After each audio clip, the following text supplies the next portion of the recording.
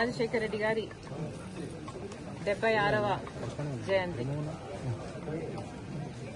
ఈ సందర్భంగా ఆయనకు కాంగ్రెస్ పార్టీ ఘన నివాళులు అర్పిస్తుంది.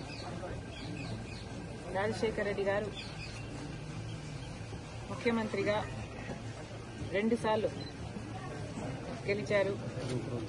5 సంవత్సరాలు ముఖ్యమంత్రిగా పనిచేసిన నాయకుడు. రాష్ట్రంలోనే కాదు, కేంద్రంలో కూడా కాంగ్రెస్ పార్టీని అధికారంలోకి తెచ్చిన నాయకుడు.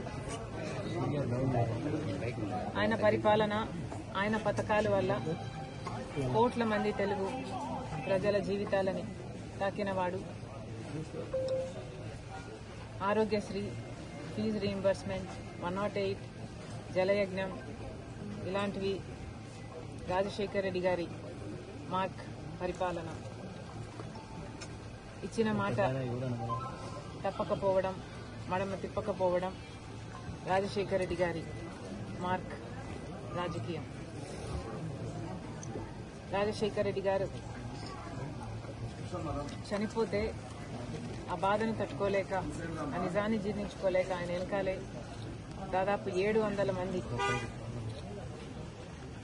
ప్రాణాలు వదిలారు. అంటే ఆయన ఎంత గొప్ప నాయకుడో చరిత్ర చెప్పేసింది. అలాంటి నాయకునికి, మా నాన్నకి మనస్ఫూర్తిగా నివాళులు అర్పిస్తున్నాం.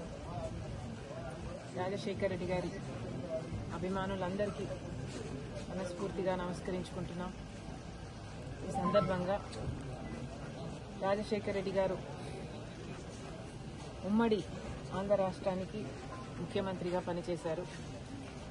కాబట్టి హైదరాబాద్లో కూడా రాజశేఖర రెడ్డి గారికి ఒక మెమోరియల్ స్పేస్ ఉండడం సబబు.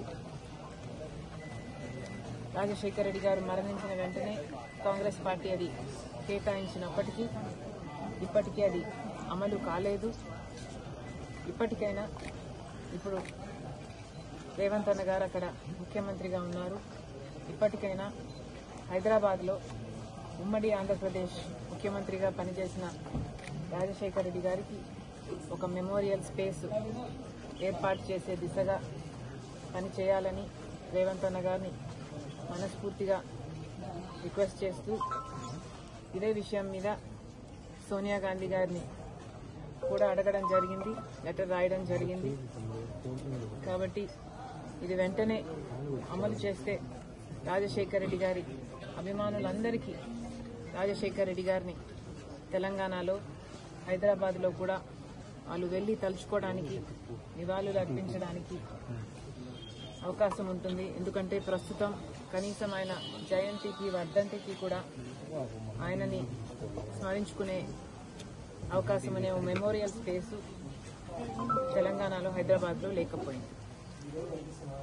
మరొకసారి రాజశేఖర రెడ్డి గారి అభిమానులందరికీ, ఇక్కడికి వచ్చిన వాళ్ళందరికీ, రాలేకపోయిన వాళ్ళందరికీ కూడా రాజశేఖర రెడ్డి బిడ్డ మనస్ఫూర్తిగా నమస్కరించుకుంటాం. Thank you.